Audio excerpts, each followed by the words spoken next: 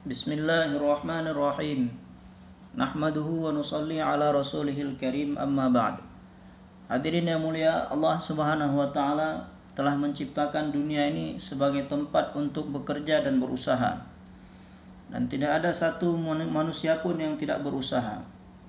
Laki-laki ataupun perempuan, tua ataupun muda, semua mereka sedang buat usaha.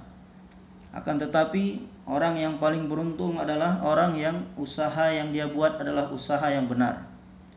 Dan usaha yang benar adalah usaha yang dibuat oleh seluruh para nabi.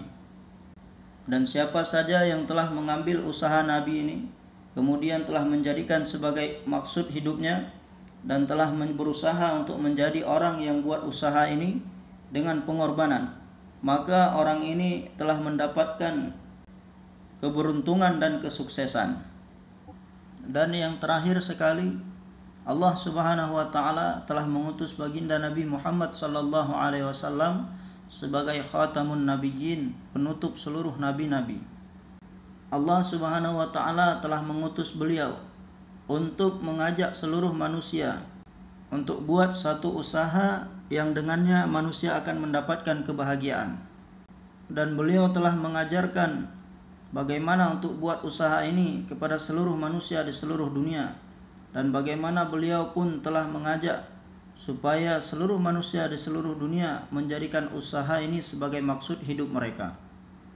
Dan Allah Subhanahu wa taala telah menjadikan beliau sebagai khatamun nabiyyin, yang mana setelah beliau ini sampai hari kiamat tidak ada seorang pun yang akan diberi kenabian oleh Allah Subhanahu wa taala untuk buat usaha hidayah. Karena pintu kenabian ini telah ditutup oleh Allah Subhanahu wa taala. Akan tetapi usaha kenabian, Allah Subhanahu wa taala telah menjadikannya ini sebagai usaha yang umum. Sebagai pengganti Nabi sallallahu alaihi wasallam, Allah Subhanahu wa taala telah menjadikan seluruh umat ini bertanggung jawab untuk buat usaha ini. Supaya umat ini belajar bagaimana buat usaha kenabian ini dengan cara yang dicontohkan oleh Nabi sallallahu alaihi wasallam untuk diri sendiri dan mengajak orang lain untuk buat usaha ini. Dan setiap para nabi memulai usaha mereka dengan kalimah La ilaha illallah Muhammadur Rasulullah. Dan kalimat yang didakwahkan oleh setiap nabi-nabi semuanya sama. Mereka mendakwahkan kepada satu kalimat yang sama, dan tidak pernah ada perubahan dalam kalimat tersebut. Yakni bagian yang pertama dari kalimat ini semua nabi-nabi dakwahnya sama. Dan bagian yang kedua dari kalimat ini adalah untuk menerangkan bagaimana keadaan nabi yang sedang buat usaha ini, memahamkan manusia kepada kalimat ini dan membawa manusia kepada kalimat ini. Maka di dalam kalimat ini ada dua bagian. Yang pertama adalah La ilaha illallah, yang kedua Muhammadur Rasulullah. Di dalam La ilaha illallah ini adalah menerangkan bagaimana zat Allah. Dan di dalam Muhammadur Rasulullah ini menerangkan bagaimana Nabi sallallahu alaihi wasallam. Maka bagaimana di dalam setiap hati manusia ini ada keyakinan yang sempurna kepada dua kalimat ini. Yang mana keyakinan pada kalimat ini adalah suatu perkara yang hak dan akan mewujudkan cahaya di dalam hati seorang hamba. Sedangkan keyakinan terhadap perkara-perkara yang lain yang didapatkan oleh manusia melalui pandangan matanya ataupun melalui pengalamannya, maka yakin terhadap benda-benda yang didapat oleh manusia di dalam hatinya ini adalah satu kegelapan. Karena semuanya itu adalah keyakinan yang salah, maka dia akan dapat menimbulkan kegelapan di dalam hati. Maulana Muhammad Yusuf rahmatullah alaih mengatakan bahwasanya manusia melihat dengan matanya, manusia akan bisa melihat dengan matanya apabila di hadapannya ini ada cahaya. Akan tetapi apabila di depannya ini tidak ada cahaya, walaupun matanya ini tidak sakit, matanya ini sehat, tetapi dikarenakan kegelapan, gelap, maka matanya ini tidak akan bisa melihat apa-apa.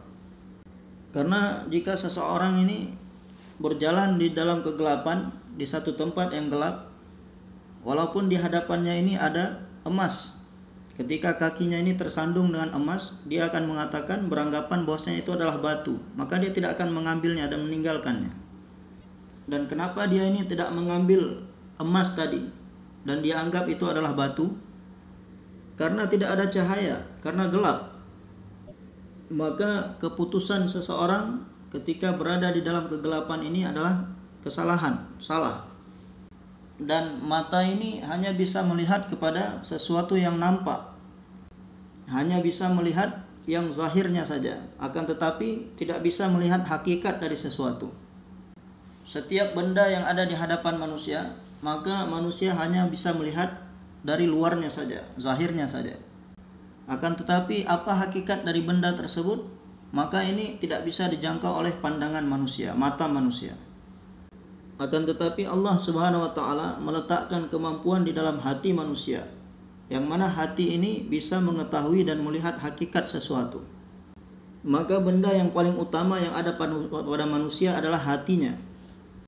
Dan untuk melihat hakikat sesuatu, maka hati ini juga memerlukan cahaya sebagaimana mata. Sebagaimana mata tadi untuk melihat sesuatu memerlukan cahaya, demikian juga dengan hati. Apabila ingin melihat hakikat sesuatu, maka dia memerlukan cahaya. Maka jika hati manusia ini dipenuhi dengan nur, cahaya kalimah, maka keputusannya akan menjadi keputusan yang benar. Dan semakin banyak nur kalimah yang ada di dalam setiap hati manusia, yang ada dalam hati seseorang, maka setiap keputusannya pun akan semakin benar. Setiap apa yang diputuskan oleh hatinya akan semakin benar. Dan apabila nur kalimah, cahaya kalimah yang ada di hati seseorang ini sedikit, maka terkadang keputusan yang dia buat benar, terkadang salah. Dan orang yang di dalam hatinya tidak ada cahaya kalimah, maka semua apa yang dia pahami, apa yang dia putuskan, semuanya salah. Karena dia memahami dan memutuskan setiap perkara dalam kegelapan. Maka hal yang penting dalam kehidupan manusia ini adalah bagaimana menyempurnakan nur cahaya di dalam hatinya. Dan dari sekian banyak nikmat-nikmat Allah Subhanahu wa taala, nikmat yang paling besar adalah nikmat cahaya hati. Dan nikmat yang besar ini tidak bisa didapatkan dengan mudah, akan tetapi diperlukan satu usaha yang sangat keras dan bersusah payah untuk bisa mendapatkannya. Dan yang paling sempurna di antara makhluk-makhluk ini adalah nabi-nabi. Dan di antara seluruh nabi-nabi yang memiliki derajat yang paling tinggi adalah baginda Nabi Muhammad sallallahu alaihi wasallam. Jadi dengan usaha para nabi-nabi ini, Allah Subhanahu wa taala akan memberikan nur cahaya ke dalam hati. Maka jika kita mengucapkan kalimah ini dengan menganggap bahwasanya ini adalah kalimah yang hak, maka akan tumbuh benih-benih kalimat ini di dalam hati kita dan akan menumbuhkan benih-benih cahaya di dalam hati kita. Maka hendaknya kita buat usaha atas kalimah ini sebagaimana Nabi sallallahu alaihi wasallam dan sahabat-sahabat radhiyallahu anhum, mereka telah buat usaha ke atas kalimat ini. Mereka telah menzikirkan kalimat ini dan mereka telah berdoa kepada Allah Subhanahu wa taala. Maka yang bisa memasukkan cahaya ini ke dalam hati kita hanya Allah Subhanahu wa taala saja. Akan tetapi penting untuk kita supaya buat usaha sebagaimana yang dicontohkan oleh Nabi sallallahu alaihi wasallam. Bagaimana supaya yakin terhadap kalimah ini ada di dalam hati kita.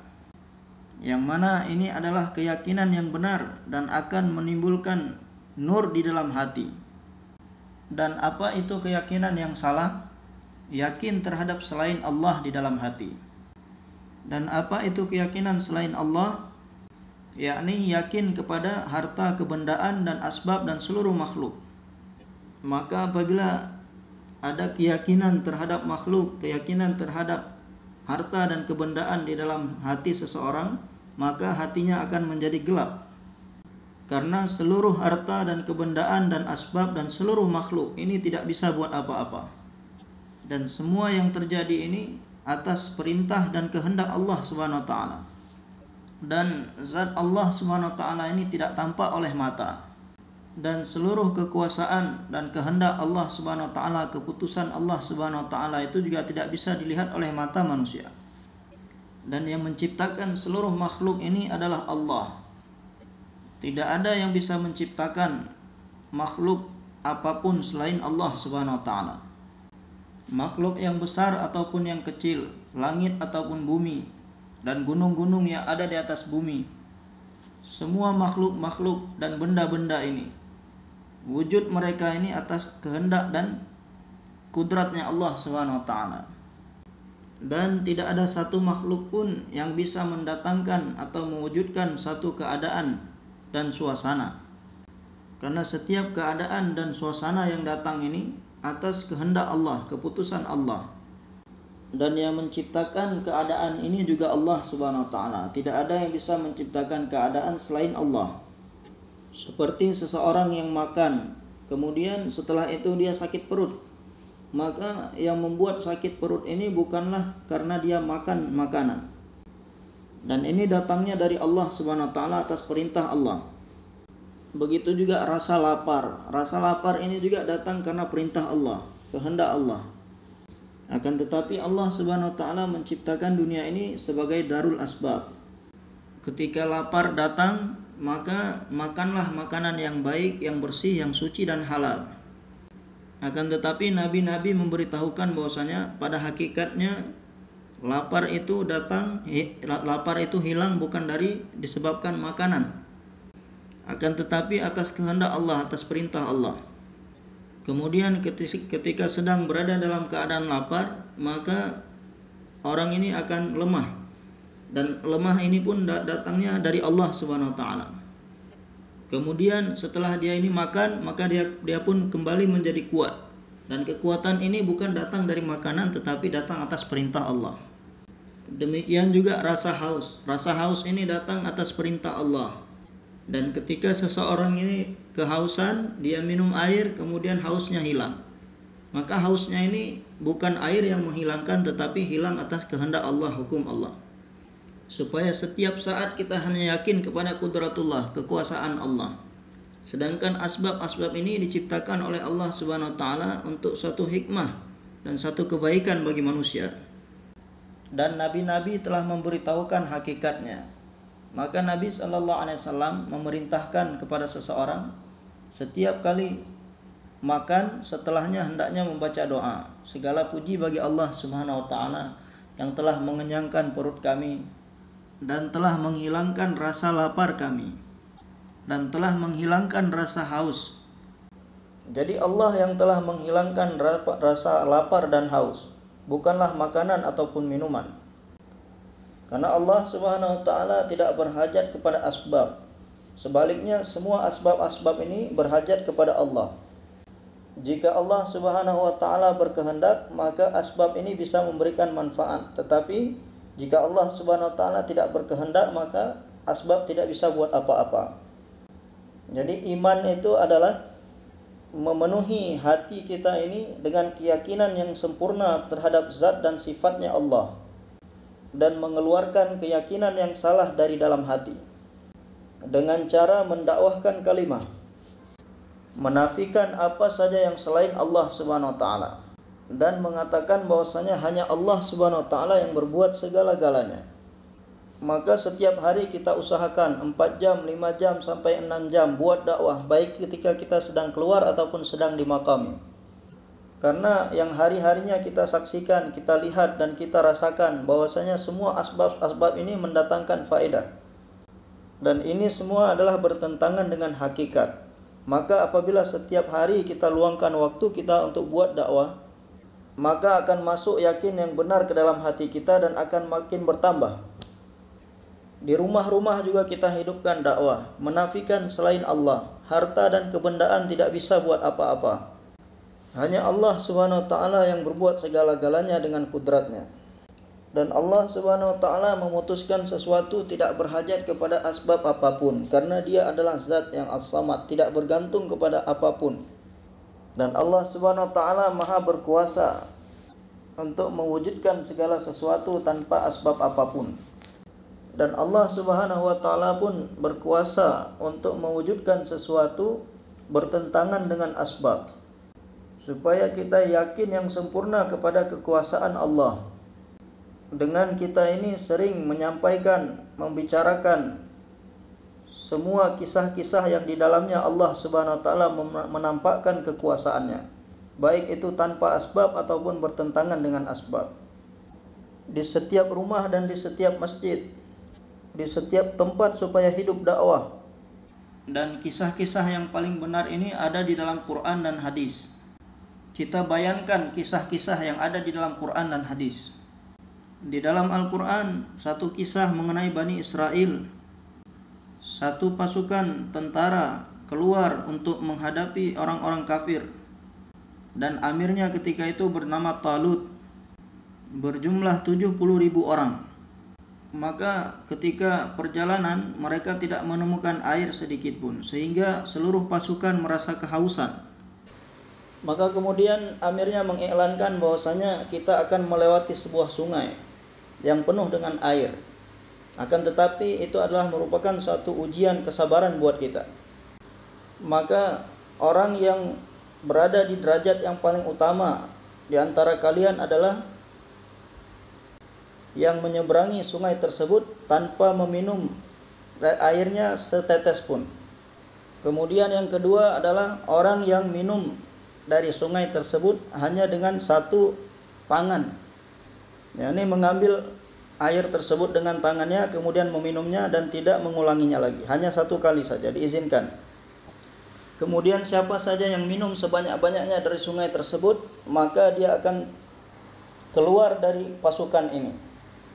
Maka mendengar iklan seperti ini dari amirnya, sebagian dari mereka orang-orang yang kuat keimanannya, mereka mengatakan kami akan mentaati amir kami dan tidak akan minum satu tetes pun dari air tersebut. Kemudian sebagian lagi mengatakan bahwasanya kita hanya akan minum air dari sungai tersebut sebanyak yang diizinkan oleh amir, yakni dengan sekali tegukan, sekali celupan tangan, setelah itu kita tidak akan minum lagi. Maka dari 70.000 pasukan ini, di antara mereka hanya 313 saja yang memutuskan untuk mentaati amirnya. Dan selebihnya mereka tidak mau mentaati amirnya. Jika nanti kita bertemu dengan sungai, kita akan minum sebanyak-banyaknya karena haus yang begitu sangat. Karena sudah sangat kehausan. Maka kemudian setelah mereka sampai di sungai tersebut, orang-orang yang tadinya telah memutuskan kami tidak akan minum setetes pun dari sungai tersebut untuk mentaati amirnya. Maka setelah mereka ini berhasil menyeberangi sungai, maka Allah Subhanahu wa taala hilangkan rasa haus mereka tanpa setetes air pun. Demikian juga dengan golongan yang kedua, yang mana mereka memutuskan untuk mengamalkan apa yang sebatas yang diizinkan oleh amirnya, hanya meminum satu kali dengan satu tangan dari sungai tersebut, kemudian tidak meminumnya untuk kedua kalinya. Maka golongan ini pun telah berhasil menyeberangi sungai dan haus mereka pun sudah hilang. Dan jumlah keseluruhan mereka ada 313 orang yang seperti ini. Selebihnya begitu sampai di dekat sungai, mereka langsung meminum sebanyak-banyaknya. Akan tetapi apa yang terjadi setelah mereka minum sebanyak-banyaknya, ketika mereka mengangkat kepalanya, ternyata rasa hausnya bukan hilang, malah semakin bertambah. Sehingga mereka terpaksa minum, dan kali ini lebih banyak dari yang pertama lagi. Kemudian setelah itu mereka mengira rasa haus mereka sudah hilang. Ternyata setelah mereka berhenti minum, ternyata bertambah. Semakin bertambah rasa hausnya. Kemudian mereka minum lagi lebih banyak lagi. Demikian seterusnya, minum berkali-kali sebanyak-banyaknya. Sehingga ketika mereka ini sampai di seberang sungai, maka perut mereka pun membesar, membengkak. Sehingga tidak bisa buat apa-apa, tidak bisa sanggup bergerak lagi. Dan rasa haus semakin bertambah. Maka setelah itu mereka mengatakan bahwasanya kami tidak bisa meneruskan perjalanan untuk berperang. Sedangkan rasa haus kami semakin bertambah dan perut kami semakin membesar dan tidak bisa mengangkatnya lagi. Maka 313 yang tersisa tadi, mereka pun terus maju dengan amirnya sampai kepada pasukan musuh yang mana jumlah mereka jauh lebih banyak, sampai ribuan jumlah musuh. Maka mereka pun telah berperang dan mendapatkan pertolongan dari Allah Subhanahu wa taala, sehingga 313 pasukan ini bisa mengalahkan pasukan musuh yang jumlahnya ribuan. Dan Allah Subhanahu wa taala telah memberikan kemenangan kepada 313 orang ini di atas ribuan jumlah orang kafir. Maka orang tua kita mengatakan bahwasanya permisalan seluruh dunia hari ini adalah sebagaimana kisah ini, yakni orang-orang yang sama sekali tidak mempedulikan harta, kebendaan dan asbab-asbab. Mereka hanya melihat apa perintah Allah, apa sunnah Rasulullah SAW yang harus disempurnakan. Hanya Allah Subhanahu wa taala yang berkuasa, dan Allah Subhanahu wa taala akan menampakkan kekuasaannya dengan amal-amal baginda Nabi sallallahu alaihi wasallam. Setiap saat mereka mendakwahkan manusia kepada Allah, setiap saat mereka berzikir kepada Allah, dan hati mereka senantiasa bertawajuh kepada Allah Subhanahu wa taala dan beramal sebagaimana amalnya Nabi sallallahu alaihi wasallam, dan tidak sedikit pun mempedulikan harta dan kebendaan dan asbab. Maka orang ini imannya juga sempurna dan takwanya juga sempurna. Maka Allah Subhanahu wa taala berfirman di dalam Al-Qur'an, "Walau anna ahlal qura amanu wattaqau lafatahna 'alaihim barakatim minas samawati wal ard." Jika penduduk satu negeri keimanan dan ketakwaan mereka yang sempurna kepada Allah Subhanahu wa taala, dan mereka berusaha dan belajar untuk mendapatkan keyakinan, iman yang sempurna dan takwa yang sempurna, maka kami akan membukakan keberkahan-keberkahan dari langit dan bumi. Kemudian dari keberkahan-keberkahan tersebut yang paling tinggi derajatnya adalah semua permasalahan mereka, keperluan mereka bisa diselesaikan tanpa asbab. Sehingga sampai sebulan tidak ada makanan dan tidak makan, Allah Subhanahu wa taala berikan kepada mereka kekuatan dan tidak ada kelemahan sedikit pun disebabkan amal-amal. Dan berbulan-bulan bisa terus hidup tanpa air. Berapa banyak masyayikh orang-orang tua, kisah mereka seperti ini, berbulan-bulan tanpa makan, tanpa minum. Yang mereka lakukan hanyalah amal saja, amal. Jadi sebagaimana kisah orang-orang yang ada di pasukan tadi, yang mereka mentaati amirnya, tidak minum setetes pun dari sungai tersebut. Allah Subhanahu wa taala hilangkan kehausan mereka tanpa asbab. Maka barang siapa yang tidak peduli sedikit pun kepada mal, kebendaan dan asbab, dan hatinya setiap saat bertawajuh kepada Allah Subhanahu wa taala dan kepada amal baginda Nabi sallallahu alaihi wasallam, maka Allah Subhanahu wa taala akan menyelesaikan segala permasalahannya dan menyempurnakan segala keperluan-keperluannya tanpa asbab.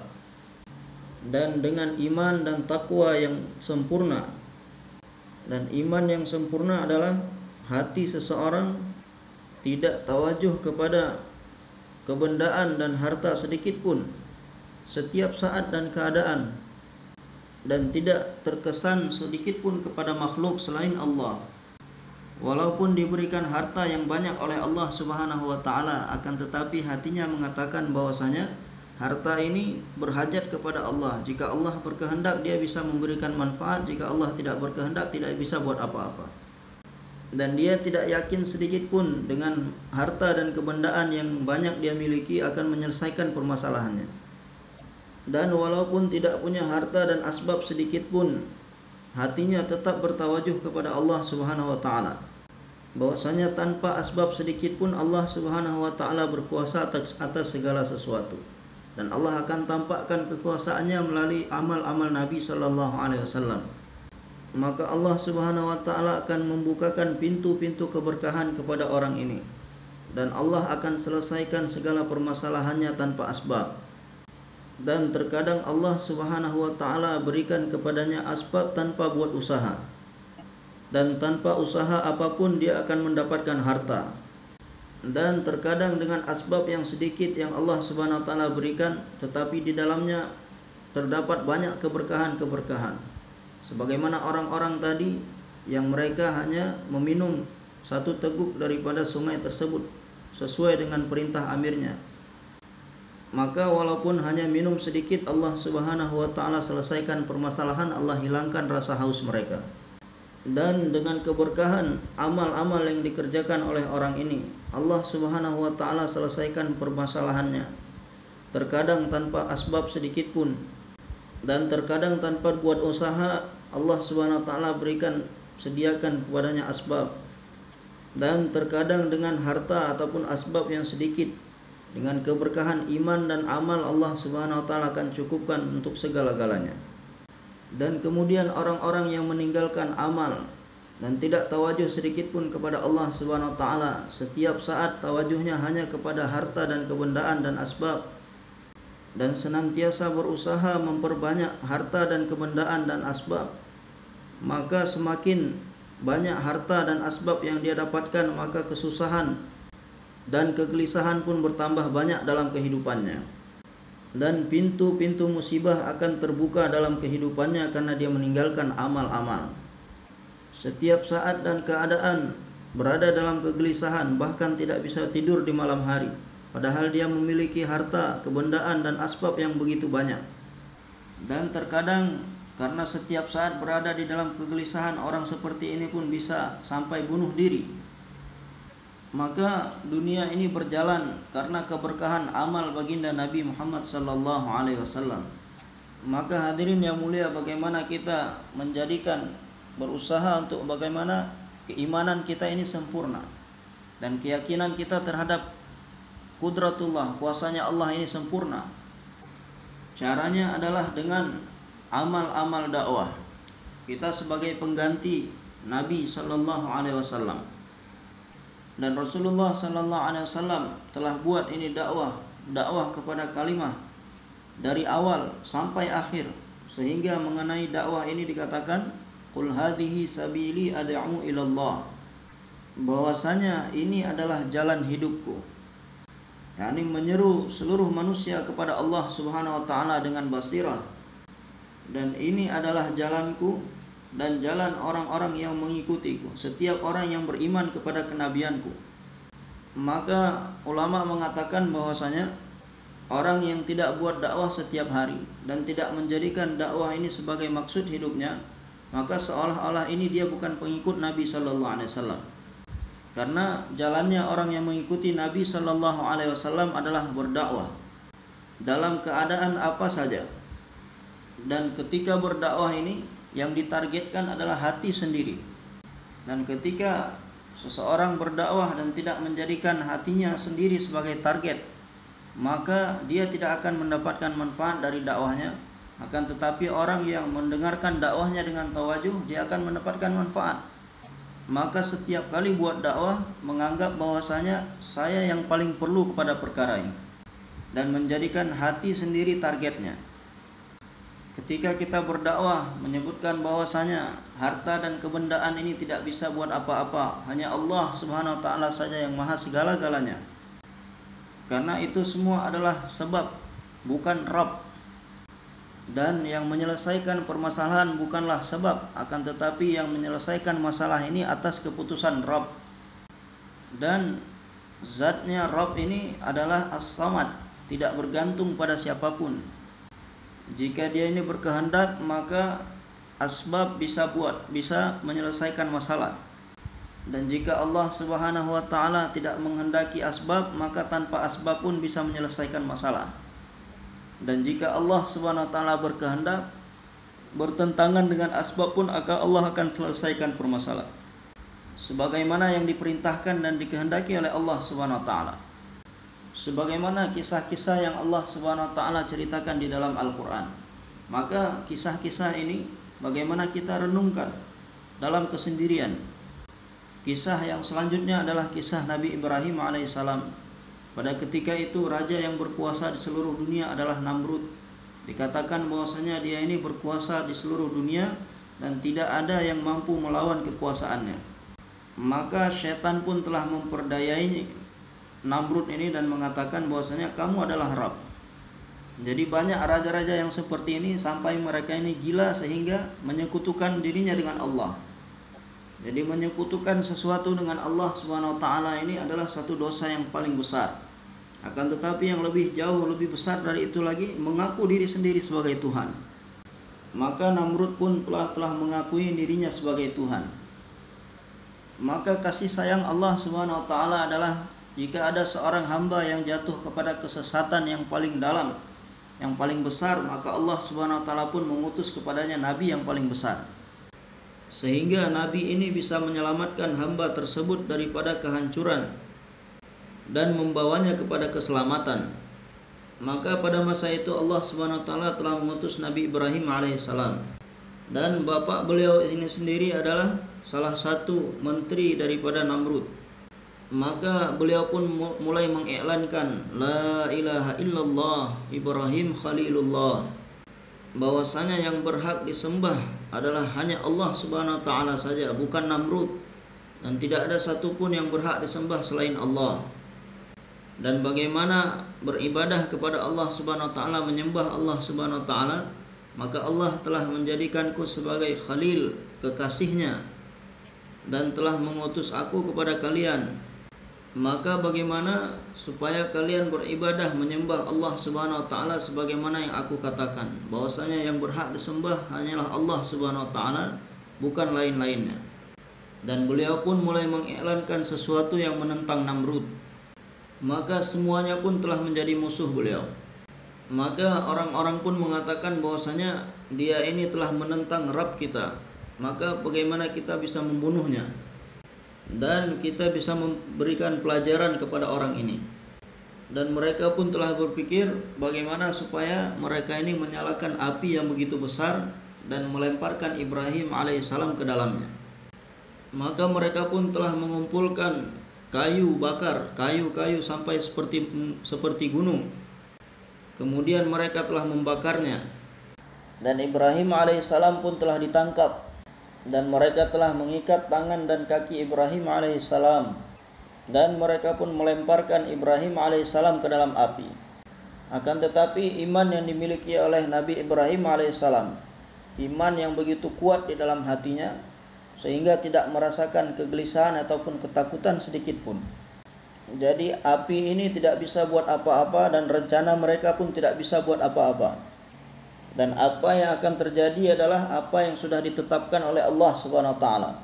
Inilah kesempurnaan iman, yang mana asbab-asbab yang bertentangan semuanya sudah ada, dan seluruh dunia sudah memutuskan untuk membunuh beliau, dan mereka telah menyalakan api yang begitu besar, dan beliau pun sudah ditangkap, dan kaki tangan beliau pun sudah diikat.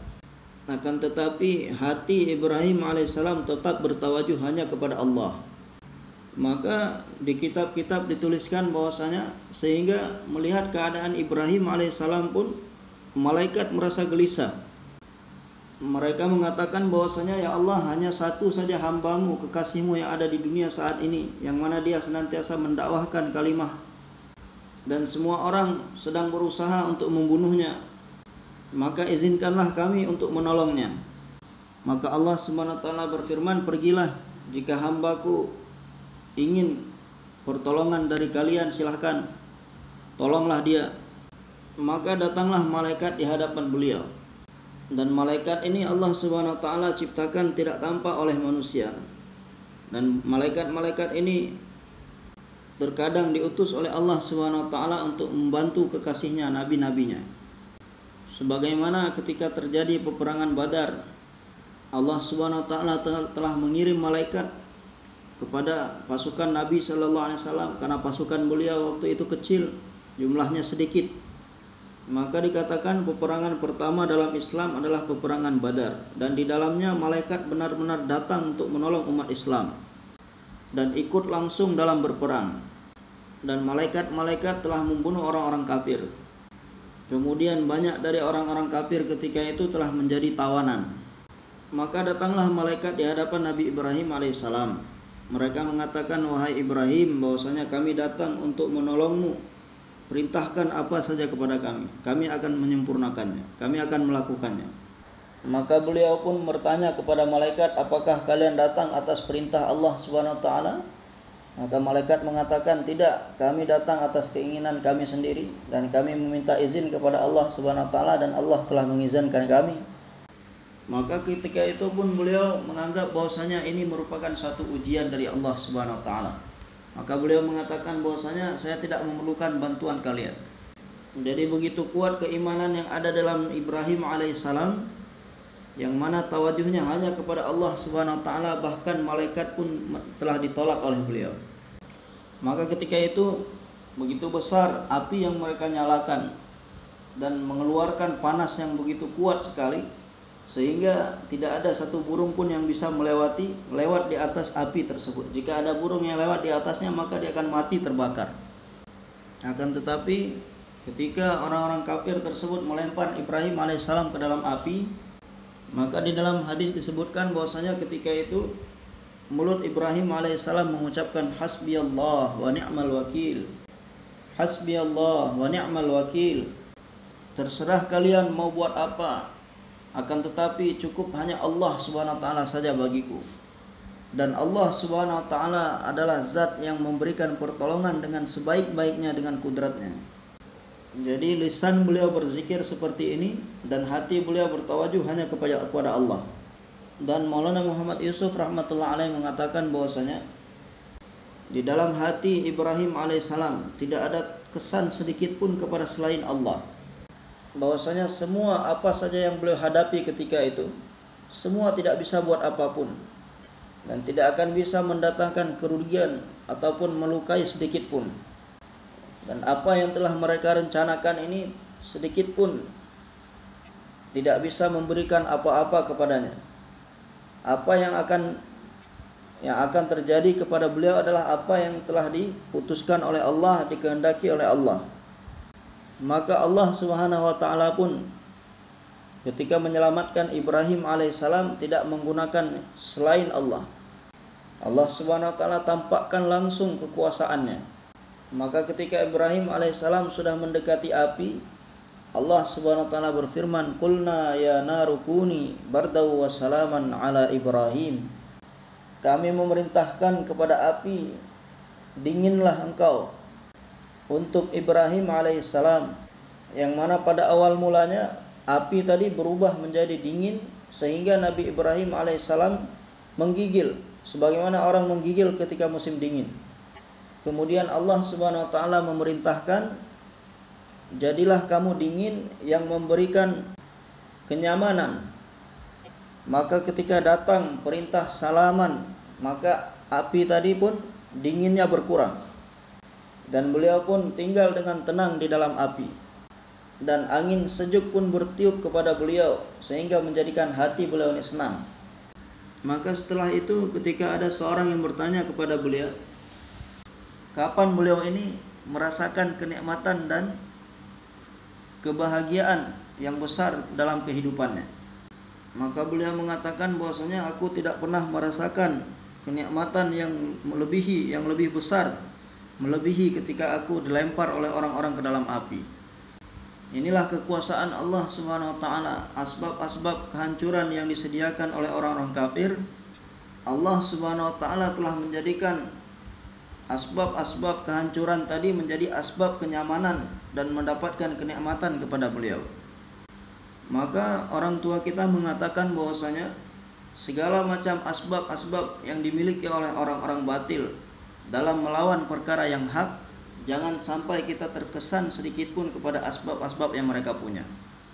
Dan terus mengikuti baginda Nabi sallallahu alaihi wasallam, terus mendakwahkan perkara yang hak dan terus berdoa kepada semua orang, untuk semua orang. Maka dengan demikian terkadang Allah Subhanahu wa taala menampakkan kekuasaannya, bahwasanya segala asbab-asbab yang mereka miliki itu Allah balikkan menjadi asbab-asbab tersebarnya perkara yang hak. Dan ini mereka melemparkan Ibrahim alaihissalam ke dalam api ini supaya mereka ini bisa menghentikan dakwahnya beliau. Dan Allah Subhanahu wa taala telah menjadikan usaha mereka ini sebagai asbab tersebarnya dakwah beliau. Maka mereka pun mulai menyadari bahwasanya dakwah beliau ini adalah dakwah yang hak. Dan apa yang didakwahkan oleh Namrud ini semuanya adalah dusta. Akan tetapi orang-orang yang senantiasa hatinya ini membangkang, maka orang seperti ini akan terhalang dari mendapatkan hidayah. Akan tetapi orang-orang yang dalam hatinya tidak ada membangkang dan mereka berusaha untuk memahami perkara yang hak, maka Allah pun memasukkan perkara yang hak ke dalam hati mereka. Maka dikatakan anak perempuan Namrud ketika itu, ketika melihat Nabi Ibrahim alaihissalam duduk dengan tenang di dalam kobaran api, maka dia bertanya, "Wahai Ibrahim, apakah kamu ini tidak terbakar?" Maka beliau menjawab, "Betul, bahwasanya Allah Subhanahu wa taala telah melarang api ini untuk membakar saya.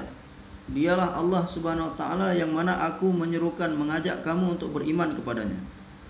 Dan kemudian anak perempuan Namrud mengatakan bahwasanya, kalau aku masuk ke dalam api, apakah aku juga bisa selamat dan api tidak membakarku?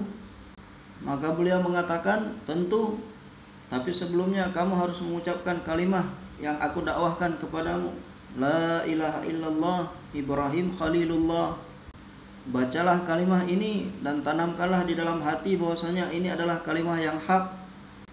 Kemudian bacalah doa sebagaimana yang aku baca. Hasbiyallah wa ni'mal wakil. Kemudian kamu baru datang ke sini masuk ke dalam api. Maka karena ketika itu di dalam hati anak perempuan Namrud ini telah masuk perkara yang hak, bahwasanya semua dakwaan bapak saya ini adalah dusta, bohong. Dan apa yang didakwahkan oleh Ibrahim, kalimah ini adalah kalimah yang hak. Dan dia pun telah mengucapkan kalimah tersebut dan membaca doa yang diajarkan oleh Nabi Ibrahim alaihissalam. Kemudian dia pun masuk ke dalam api dan api pun tidak membakarnya. Sehingga ketika itu banyak orang-orang berkumpul melihat pemandangan seperti ini. Dan telah terbuka di hadapan mereka bahwasanya selama ini yang didakwahkan Ibrahim alaihissalam adalah perkara yang hak. Dan apa yang didakwakan oleh Namrud ini semuanya adalah bohong. Ini Allah tampakkan kekuasaannya. Berapapun usaha yang dibuat oleh orang-orang batil, Allah Subhanahu wa taala pun menjadikan usaha-usaha yang mereka kerjakan itu sebagai asbab tersebarnya perkara yang hak, terbukanya perkara yang hak. Akan tetapi bagaimana orang yang buat usaha ini betul-betul buat usaha dengan cara yang dicontohkan oleh Nabi sallallahu alaihi wasallam, maka dengan keberkahan itu Allah Subhanahu wa taala tampakkan kekuasaannya seperti ini. Maka hadirin yang mulia, untuk mewujudkan nurani di dalam hati kita, bagaimana setiap saat dan keadaan hati kita ini hanya bertawajuh kepada Allah Subhanahu wa taala saja. Maka untuk itu hadirin yang mulia, bagaimana penting bagi kita untuk menghidupkan ini dakwah di rumah-rumah kita, di masjid kita. Kita luangkan waktu kita setiap hari di masjid kita untuk buat dakwah 5-6 jam. Dan ketika malam hari kita berdoa kepada Allah Subhanahu wa taala. Ya Allah, bahwasanya di dalam hati kami ada masih banyak terkesan terhadap makhluk dan masih bertawajuh kepada harta, kebendaan dan asbab yang mana saya tidak mampu mengeluarkannya dari dalam hati saya. Maka berikanlah kepada saya yakin yang sempurna kepada kudrat-Mu, dan berikanlah keyakinan yang sempurna di dalam hati saya terhadap kebenaran risalah Nabi sallallahu alaihi wasallam dan terhadap segala kebahagiaan yang akan didapatkan hanya dengan mengamalkan amal Nabi sallallahu alaihi wasallam. Dan kita berdoa sambil menangis kepada Allah Subhanahu wa taala untuk diri kita sendiri dan seluruh umat. Khususnya ketika waktu tahajud ini, di waktu itu Allah Subhanahu wa taala bukakan pintu-pintu rahmat dan akan ada iklan dari langit. Apakah ada orang yang meminta kepadaku, kata Allah, maka aku akan berikan kepadanya. Adakah seorang yang meminta supaya hajatnya disempurnakan, maka aku akan menyempurnakan hajat-hajatnya. Maka hadirin yang mulia, maka kita bersedia untuk menyempurnakan ini insyaallah. Dan bagaimana kita senantiasa berusaha menjadikan setiap orang untuk buat usaha dakwah ini, laki-laki ataupun perempuan, sampai kepada anak-anak kecil sekalipun. Sehingga terbentuk fikir di dalam anak-anak ini bahwasanya Allah Subhanahu wa taala yang Maha berkuasa. Sebagaimana satu keluarga yang senantiasa mengajarkan anaknya untuk meminta kepada Allah Subhanahu wa taala. Mereka telah bermusyawarah bagaimana untuk mengajarkan iman kepada anak mereka. Maka mereka katakan, setiap kali kamu lapar pulang ke rumah, maka yang pertama sekali harus dilakukan adalah wudu, kemudian sholat dan minta pada Allah Subhanahu wa taala. Dan kemudian baru kamu makan. Maka anaknya pun mulai buat seperti ini. Maksudnya yang memberi makan adalah Allah. Cara mendapatkan makan dari Allah Subhanahu wa taala yakni dengan sholat, dengan doa. Sehingga setiap kali dia buat seperti ini, masuk keyakinan di hati dia bahwasanya yang memberikan makan adalah Allah Subhanahu wa taala. Dan Allah Subhanahu wa taala berikan ini melalui perantara amal. Maka pada suatu ketika ibunya sedang pergi ke tempat temannya untuk suatu keperluan, sehingga ibunya ini terlambat pulang sedangkan dia ini belum masak. Maka dia berpikiran bahwasanya nanti anak saya pulang dari sekolahnya, kemudian dia pun sholat, kemudian dia doa, tapi di rumah tidak ada makanan apa-apa. Maka jangan sampai keyakinan yang tadi sudah terbentuk rusak di dalam hati anak saya. Maka dia merisaukan perkara ini. Maka ketika sampai di rumah, ibunya ini tanya kepada anaknya, apakah kamu sudah makan? Sudah, kata anaknya. Loh, bagaimana? Seperti biasa, kata anaknya, saya wudu, kemudian sholat, kemudian doa kepada Allah Subhanahu wa taala, kemudian saya makan. Dan makanan hari ini ternyata lebih lezat daripada makanan sebelum-sebelumnya yang pernah saya makan. Karena dia sudah mulai bertawajuh kepada Allah Subhanahu wa taala dan amal Rasulullah sallallahu alaihi wasallam. Maka walaupun kepada anak kecil sekalipun, apabila pikir mereka terbentuk, Allah perlihatkan kudratnya. Allah Subhanahu wa taala berikan kepadanya makan dari cara yang gaib, bahkan yang tidak pernah dia rasakan sebelumnya. Maka kita ajarkan anak-anak kita seperti ini, supaya mereka jangan yakin terhadap asbab, bahwasanya apa yang ditampakkan oleh asbab itu datang dari Allah Subhanahu wa taala, bukan asbab tersebut. Maka Allah Subhanahu wa taala bukakan pintu-pintu keberkahan, walaupun ketika tidak punya asbab, tidak ada harta, kebendaan dan lain sebagainya, tidak ada apapun, tetapi yakin terhadap qudratullah, yakin kepada zat Allah Subhanahu wa taala. Dan Allah akan tampakkan kudratnya, kuasanya ini melalui amal-amal baginda Nabi sallallahu alaihi wasallam. Maka hadirin yang mulia, inilah maksud hidup kita, bagaimana untuk mewujudkan yakin yang sempurna di dalam hati kita. Jangan sampai hati kita ini yakin kepada selain Allah. Jangan ada tawajuh sedikit pun kepada selain Allah. Kemudian supaya yakin di dalam hati bahwasanya hanya dengan cara Rasulullah sallallahu alaihi wasallam saja bisa menyelesaikan segala permasalahan. Kemudian penjelasan iman secara terperinci. Allah Subhanahu wa taala telah mengutus Jibril alaihissalam dalam bentuk rupa manusia kepada Nabi sallallahu alaihi wasallam. Dan ketika itu malaikat datang ke majelis Nabi sallallahu alaihi wasallam bertanya kepada beliau mengenai perkara-perkara yang penting sehingga bisa diketahui oleh semua sahabat-sahabat radhiyallahu anhum. Soal yang pertama adalah apa itu iman? Ya Muhammad, mal iman? Wahai Muhammad sallallahu alaihi wasallam, apa itu hakikat iman? Maka Nabi sallallahu alaihi wasallam menjelaskan kepada beliau, kepada malaikat tadi, penafsiran iman. Antu'mina billahi wa malaikatihi wa kutubihi wa rusulihi wal yaumil akhiri wal qadri khairihi wa syarrihi minallahi ta'ala wal ba'si ba'dal maut. Ini penjelasan iman yang diberitahukan oleh baginda Nabi sallallahu alaihi wasallam. Yang pertama, bagaimana mewujudkan keyakinan yang sempurna kepada zat Allah Subhanahu wa taala di dalam hati. Dan keyakinan yang sempurna kepada zat Allah Subhanahu wa taala adalah seperti yang saya sampaikan, tidak terkesan dengan kebendaan dan asbab-asbab. Kebendaan dan asbab tidak bisa buat apa-apa, hanya Allah saja yang segala-galanya. Walaupun tidak punya asbab apa-apa, Allah Subhanahu wa taala berkehendak, maka Allah Subhanahu wa taala akan perlihatkan. Ketika lapar, kemudian makan makanan yang halal, makan makanan yang baik, tetapi hati tidak yakin terhadap makanan, bahwasanya rasa kenyang dan kekuatan ini datang dari Allah, bukan datang dari makanan.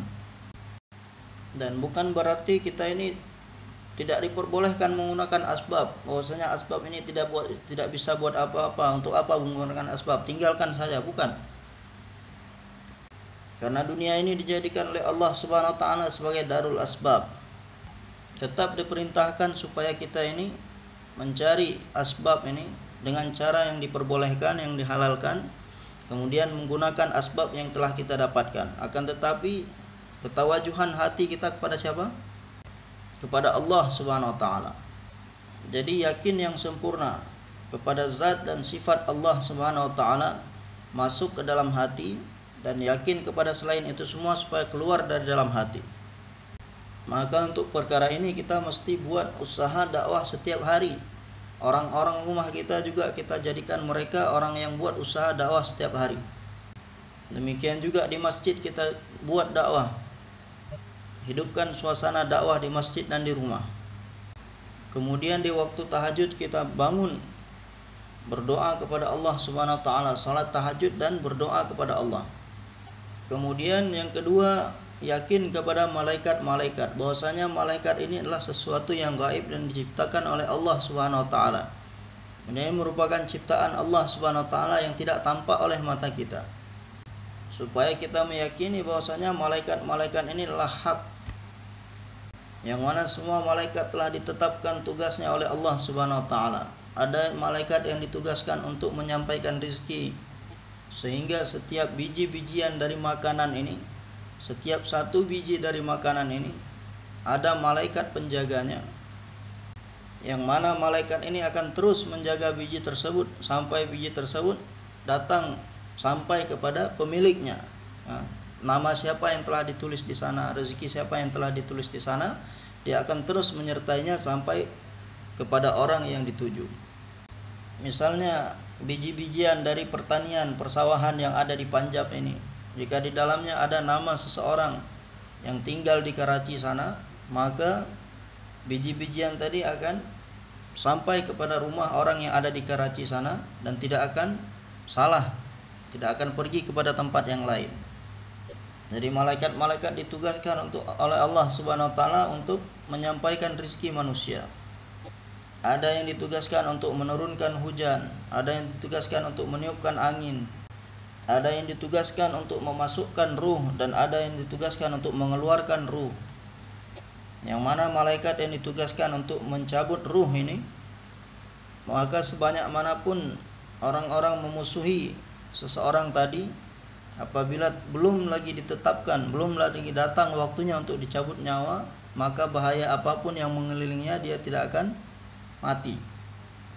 Dan semua musuh-musuhnya tidak bisa mencelakainya sedikit pun. Karena maut ini datang pada waktu yang telah ditetapkan. Ketika telah datang perintah kepada malaikat tersebut untuk mencabut nyawanya, ketika itu baru seorang akan meninggal. Walaupun ketika itu tidak ada asbab-asbab kematian sedikit pun. Orangnya sehat, tidak ada sakit sedikit pun. Ketika sedang tidur, maka malaikat pun mencabut nyawanya ketika sedang tidur, ruhnya ketika sedang tidur, sehingga tidak bangun lagi. Seperti satu orang perempuan di keluarga kami, ketika dia ini bangun salat tahajud, kemudian selesai dia salat tahajud, ketika itu puasa dan dia pun sudah makan sahur, kemudian dia berbaring sejenak. Maka ketika datang waktu subuh, orang-orang membangunkan untuk salat subuh, ternyata sudah tidak bangun lagi, tidak sakit apapun. Dan dia adalah orang yang rajin membaca Al-Quran dan senantiasa berdoa supaya nyawanya ini dicabut dengan mudah, sehingga Allah Subhanahu wa taala cabut nyawanya dalam keadaan tidur dan tidak ada sakit sedikit pun. Jadi maut itu datang ketika malaikat pencabut nyawa tadi, pencabut ruh tadi telah mendapatkan perintah, baru dia akan mencabut. Kemudian ilmu yang mendatangkan kebahagiaan adalah ilmu Allah Subhanahu wa taala yang diberikan kepada nabi-nabi. Dan siapa yang mempelajari ilmu tersebut, maka dia akan mendapatkan kebahagiaan. Maka bagaimana kita mempelajari ilmu Allah Subhanahu wa taala yang diberikan kepada setiap nabi-nabi? Dan nabi-nabi sebelumnya terkadang diberikan kitab besar oleh Allah Subhanahu wa taala, terkadang ada yang diberikan sahifah oleh Allah Subhanahu wa taala. Allah berikan berbagai macam perintah-perintah kepada nabi-nabi sebelumnya. Bagaimana kita meyakini bahwa semua itu adalah hak, benar. Akan tetapi amal kita mengikuti apa yang dibawa oleh baginda Nabi sallallahu alaihi wasallam. Quran yang Allah turunkan kepada beliau, hadis-hadis yang datang dari beliau. Maka ilmu yang mendatangkan kebahagiaan adalah ilmu Allah. Dan barang siapa yang mempelajarinya, maka dalam keadaan apapun dia akan mendapatkan kebahagiaan. Dan barang siapa yang berniat untuk belajar ilmu Allah, menghafal Al-Quran dan belajar perintah-perintah Allah, syariat-syariat Allah Subhanahu wa taala. Kemudian baru saja dia mulai beberapa pelajarannya, kemudian dia meninggal dunia. Maka dengan niatnya tadi Allah Subhanahu wa taala akan bangkitkan dia pada hari kiamat dalam golongan orang-orang yang menghafal Al-Quran dan para ulama. Walaupun baru satu pelajaran yang dia pelajari, maka sungguh dia sudah mendapatkan kebahagiaan. Demikian juga dengan kehidupan Nabi Sallallahu Alaihi Wasallam. Jika seseorang dia berniat untuk menyempurnakan kehidupan Nabi Sallallahu Alaihi Wasallam, amal-amal Nabi Sallallahu Alaihi Wasallam dalam kehidupannya, maka belum sempurna dia kerjakan semuanya pada hari kiamat nanti, karena niatnya tadi ingin menyempurnakan, Allah Subhanahu Wa Taala akan berikan kepada dia pahala yang sempurna pada hari kiamat. Maka kebahagiaan ataupun kesuksesan yang sesungguhnya itu hanya ada di akhirat. Siapa yang di akhirat nanti mendapatkan iklan bahwasanya dia ini adalah orang bahagia, dia ini adalah orang selamat, orang yang sukses, maka itulah keselamatan, kesuksesan yang sebenar-benarnya. Maka dia telah sukses baik di dunia maupun di akhirat. Maka berapapun kebendaan yang dimiliki seseorang di atas dunia ini, berapapun kekuasaan, harta yang dimiliki seseorang, akan tetapi bila dia tidak mengikuti kehidupan Nabi Sallallahu Alaihi Wasallam, tidak beriman kepada Nabi Sallallahu Alaihi Wasallam, maka walaupun dia ini mengiklankan semasa di dunia bahwasanya akulah orang yang paling berbahagia, namun nanti pada hari kiamat nanti, karena dia tidak beriman kepada Nabi Sallallahu Alaihi Wasallam, tidak beramal kepada amalnya Nabi Sallallahu Alaihi Wasallam, maka segala apa yang pernah dia miliki di dunia ini tidak akan memberikan pertolongan pada sedikit pun. Pada hari kiamat nanti dia akan dibangkitkan dalam keadaan tidak memiliki apapun. Bahkan seorang raja di dunia sekalipun, ketika dibangkitkan dari kuburnya dalam keadaan telanjang, tidak berpakaian. Demikian juga menteri-menteri, orang-orang kaya. Akan tetapi orang-orang yang beriman kepada nabinya, beriman kepada kehidupan nabinya, mengikuti cara hidup nabinya, maka pada hari kiamat nanti mereka tidak akan melihat pemandangan seperti itu. Sebelum mereka dibangkitkan, mereka akan dipakaikan pakaian dari surga. Dan bahkan orang-orang kafir yang tidak mau beriman, maka dikatakan orang-orang seperti ini pada hari kiamat nanti akan dibangkitkan dengan kakinya ke atas, kepalanya di bawah. Mereka akan berjalan dengan terbalik. Maka seorang bertanya kepada Nabi, "Ya Rasulullah, bagaimana dia berjalan dengan kepalanya?" Beliau Sallallahu Alaihi Wasallam menjawab, "Tidakkah dia zat yang berkuasa menjalankan seseorang dengan kakinya? Apakah dia juga tidak mampu untuk menjalankan seseorang dengan kepalanya?" Maka orang-orang yang memiliki segala kenikmatan ketika hidup di dunia ini, tetapi mereka tidak mengikuti hidup Nabi Sallallahu Alaihi Wasallam, pada hari kiamat akan diperintahkan kepada malaikat untuk menyeret orang ini ke dalam neraka, dan dia dibangkitkan dalam keadaan telanjang dan kakinya ke atas. Maka kemudian ketika baru diperlihatkan saja azab dan kepedihan di dalam neraka ini, orang yang tadinya di atas dunia memiliki segala kenikmatan, tetapi mereka tidak beriman kepada nabinya, maka ketika ditanya kepada mereka, "Apakah kamu pernah merasakan kenikmatan?" Maka dia akan menjawab bahwasanya, "Demi Allah, saya tidak pernah melihat sedikit pun kenikmatan dalam hidup saya ini." Ini adalah keadaan orang-orang yang pernah menguasai dunia ini, akan tetapi hidupnya tidak beriman kepada nabinya, tidak hidup sebagaimana hidup nabinya. Maka pada hari kiamat nanti ketika mereka melihat hasil daripada segala perbuatan mereka, mereka akan mengatakan dengan bersumpah bahwasanya kami sedikit pun tidak pernah melihat kebahagiaan dalam hidup ini.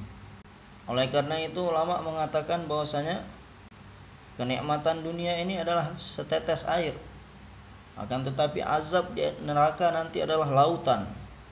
Kemudian baginda Nabi Sallallahu Alaihi Wasallam memberitahukan keadaan seseorang yang lain, yang ketika di dunia dia menghadapi segala macam kesusahan, bahkan kesusahan yang paling berat yang pernah dialami seseorang ketika di dunia.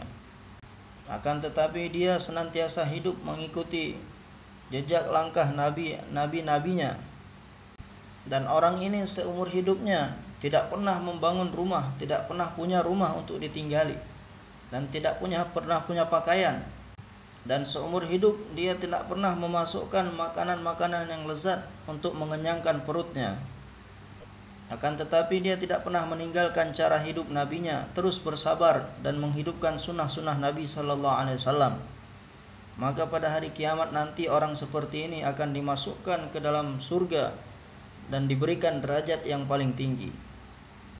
Maka oleh karena itu Nabi sallallahu alaihi wasallam senantiasa berdoa, "Ya Allah, hidupkanlah saya dalam keadaan miskin dan matikanlah aku dalam keadaan miskin, dan bangkitkanlah aku pada hari kiamat bersama orang-orang miskin." Maka seseorang bertanya kepada Rasulullah, "Ya Rasulullah, kenapa engkau berdoa seperti ini?" Maka Nabi SAW bersabda bahwasanya orang yang menyempurnakan segala perintah-perintah Allah Subhanahu wa taala, senantiasa berusaha untuk taat kepada Allah Subhanahu wa taala dalam kemiskinan, dan dia bersabar, maka pada hari kiamat nanti dia akan dimasukkan ke dalam surga 500 tahun lebih dahulu daripada orang-orang kaya yang taat.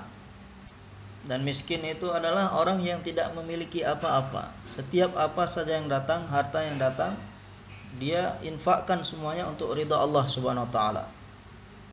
Karena orang-orang kaya tadi mereka harus melalui hisab, yakni perhitungan terhadap harta kebendaan yang mereka miliki.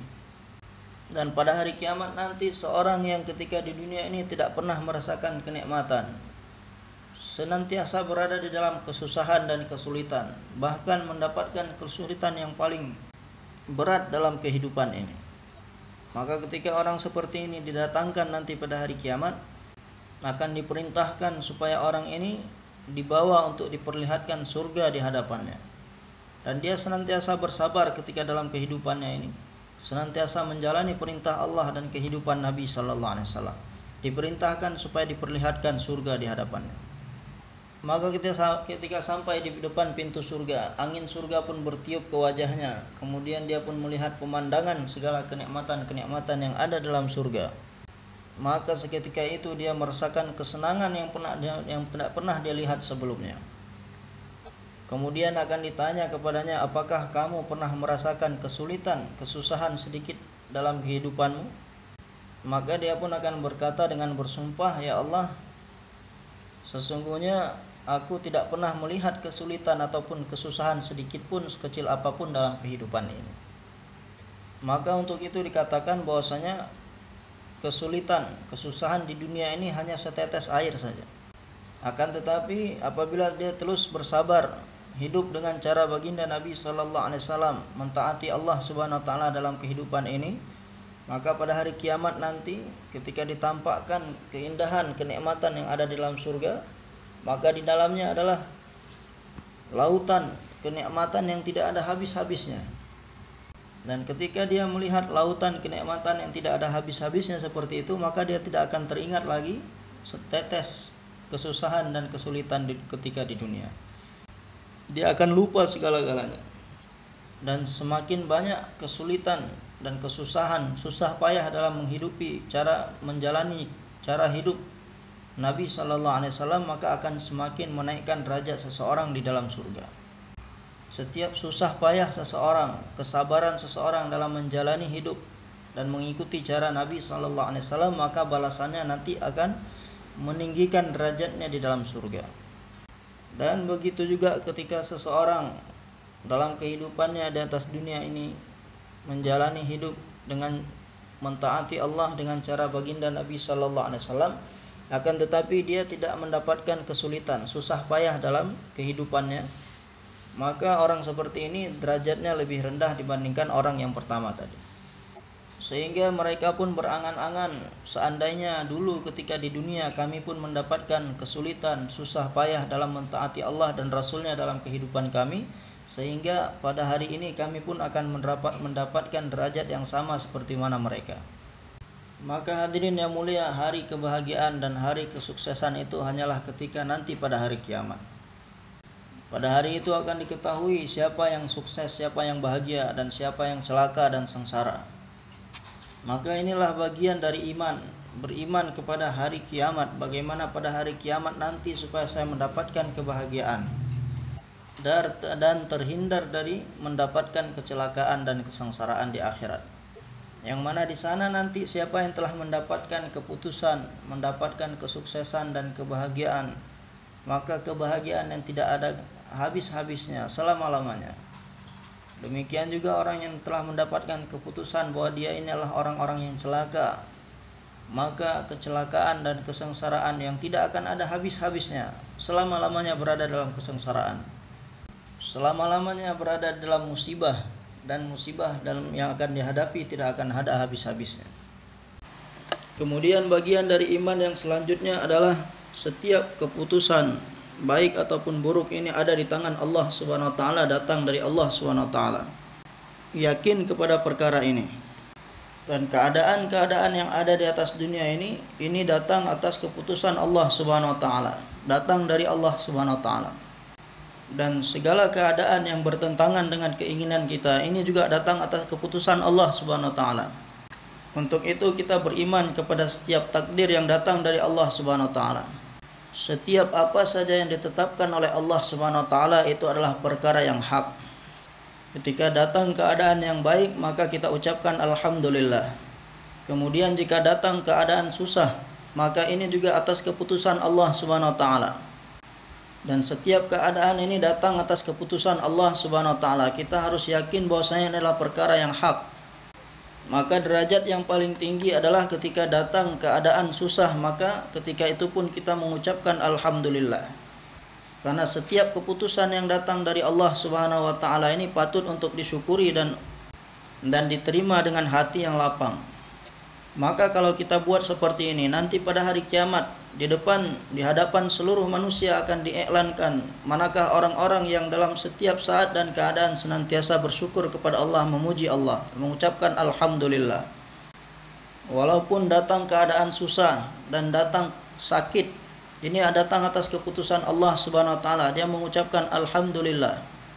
Setiap keadaan sulit yang datang dalam kehidupan datang atas keputusan Allah Subhanahu wa taala, karena setiap keputusan Allah Subhanahu wa taala adalah hak, maka dia mengucapkan alhamdulillah. Pada hari kiamat akan diiklankan manakah orang-orang yang senantiasa mengucapkan alhamdulillah. Maka orang-orang yang senantiasa mengucapkan alhamdulillah walaupun dalam keadaan musibah, maka mereka akan berdiri dan akan diperintahkan kepada mereka, masuklah kalian ke dalam surga, karena pada hari ini tidak ada hisab atas kalian. Maka walaupun dalam keadaan kesusahan, senantiasa memuji Allah, mengucapkan alhamdulillah, karena ini semua datang atas keputusan Allah. Karena tidak ada keadaan yang datang dengan sendirinya tanpa keputusan Allah. Akan tetapi kita tidak diperbolehkan untuk meminta keadaan yang sulit, musibah dari Allah Subhanahu wa taala. Tetapi apabila didatangkan dari Allah Subhanahu wa taala, maka kita bersabar dan mengucapkan alhamdulillah. Kemudian baru kita berdoa meminta kepada Allah Subhanahu wa taala supaya dijauhkan keadaan susah ini dari dalam hidup kita. Maka yakin terhadap setiap keputusan Allah Subhanahu wa taala. Dalam hal rezeki juga seperti itu. Apapun yang datang diberikan oleh Allah Subhanahu wa taala, semua ini sudah ditetapkan. Apa yang telah kita dapatkan itulah yang sudah ditetapkan, dituliskan oleh Allah Subhanahu wa taala, tidak akan kurang, tidak akan lebih. Dan untuk setiap anak yang dimiliki, masing-masing telah ditetapkan oleh Allah Subhanahu wa taala rezeki mereka. Sebagaimana disebutkan di dalam hadis bahwasanya ketika bentuk ciptaan manusia ini telah sempurna selama 4 bulan di dalam kandungan ibunya, maka malaikat akan datang untuk meniupkan ruh kepada bayi tersebut. Dan sebelum malaikat datang meniupkan ruh ke dalamnya, maka telah dituliskan kepadanya 4 perkara. Yang pertama, berapa lama dia akan hidup di atas dunia. Jika ditetapkan dia hanya tinggal di dunia ini selama 24 jam, yakni dalam 1 hari, maka setelah 24 jam dia hidup di dunia, dia pun akan kembali kepada Allah, meninggal dunia. Sebanyak mana waktu yang telah ditetapkan seorang akan hidup di atas dunia ini, maka waktu itu tidak akan berkurang 1 menit pun ataupun bertambah 1 menit pun. Kemudian akan ditetapkan, dituliskan berapa banyak rezeki yang akan dihabiskan semasa hidup di dunia. Dan tidak akan berkurang ataupun bertambah 1 butir pun dari rezeki yang telah ditetapkan untuknya. Walaupun sebanyak apa saja usaha yang dia kerjakan untuk mendapatkan rezeki, dia tidak akan mendapatkan lebih dari apa yang telah ditetapkan. Ini jauh sebelum ditiupkan ruh ke dalam dirinya, telah ditetapkan oleh Allah Subhanahu wa taala berapa yang akan dia dapatkan. Jadi terkadang seseorang berusaha sebanyak-banyaknya untuk mendapatkan harta, tetapi setelah terkumpul harta yang banyak, ternyata dia tidak bisa menikmati sedikit pun harta yang telah dia kumpulkan. Orang lain mendapatkan manfaat dari harta tersebut, dia tidak mendapatkan apa-apa. Karena rizki yang sesungguhnya itu adalah apa yang dia gunakan untuk dirinya sendiri. Maka rizki ini telah dituliskan, telah ditetapkan, tidak akan bertambah ataupun berkurang sebutir pun. Kemudian umurnya akan ditetapkan, berapa lama dia akan hidup di atas dunia ini. Kemudian apa yang akan dia kerjakan semasa di dunia ini, semua akan dituliskan. Dan Allah subhanahu wa ta'ala mengetahui setiap apa yang akan dikerjakan. Kemudian bagaimana keadaannya ketika mati nanti. Dia akan mati dalam keadaan apa? Apakah dia mati dalam keadaan bahagia dan sukses dengan membuat Allah subhanahu wa ta'ala ridha? Ataupun dia akan mati dalam keadaan celaka karena membuat Allah subhanahu wa ta'ala murka. Allah subhanahu wa ta'ala maha mengetahui bagaimana keadaan kematian seseorang dan telah ditetapkan oleh Allah subhanahu wa ta'ala. Maka 4 perkara ini telah dituliskan sebelum ditiupkan ruh ke dalam manusia. Maka bagaimana kita beriman, yakin yang sempurna terhadap takdir keputusan Allah dan ketetapan Allah. Apa yang telah ditetapkan, apa yang telah diputuskan, itulah yang akan dia dapatkan. Maka untuk itu keberkahan yang akan dia dapatkan adalah dengan amal-amal Nabi sallallahu alaihi wasallam. Karena dunia ini adalah tempat beramal dan kebendaan dan asbab ini adalah ujian. Kemudian setelah kematian baru akan dimulai kehidupan yang selama-lamanya yang sesungguhnya. Yang mana kehidupan setelah kematian inilah perkara yang pasti dan kehidupan yang tidak akan ada habis-habisnya selama-lamanya. Bagaimana untuk mendapatkan kebahagiaan dalam kehidupan yang selama-lamanya setelah kehidupan dunia ini adalah dengan yakin yang sempurna terhadap zat Allah subhanahu wa ta'ala. Kemudian kebahagiaan akan didapatkan dengan amal-amal yang telah diberitahukan oleh baginda Nabi sallallahu alaihi wasallam. Yang pertama, kita mesti meyakini perkara ini. Kemudian kita belajar perkara ini melalui Quran dan Sunnah. Dan amal yang paling besar di antara seluruh amal-amal adalah salat. Yang mana di dalam sebuah mafhum hadis disebutkan bahwasanya barang siapa yang menjaga dan menyempurnakan salatnya, maka di dunia ini Allah Subhanahu wa taala akan bukakan kepadanya pintu-pintu keberkahan. Menjaga salat yakni menjaga wudu yang sempurna, istinja yang sempurna dan sunnah-sunnah lainnya sebelum mengerjakan salat. Kemudian menyempurnakan salat adalah bagaimana salat dengan cara yang dicontohkan oleh baginda Nabi sallallahu alaihi wasallam, berdiri, ruku dan sujud dan lain sebagainya, semuanya mengikuti cara Nabi sallallahu alaihi wasallam. Maka akan dihilangkan kesempitan dari hidupnya.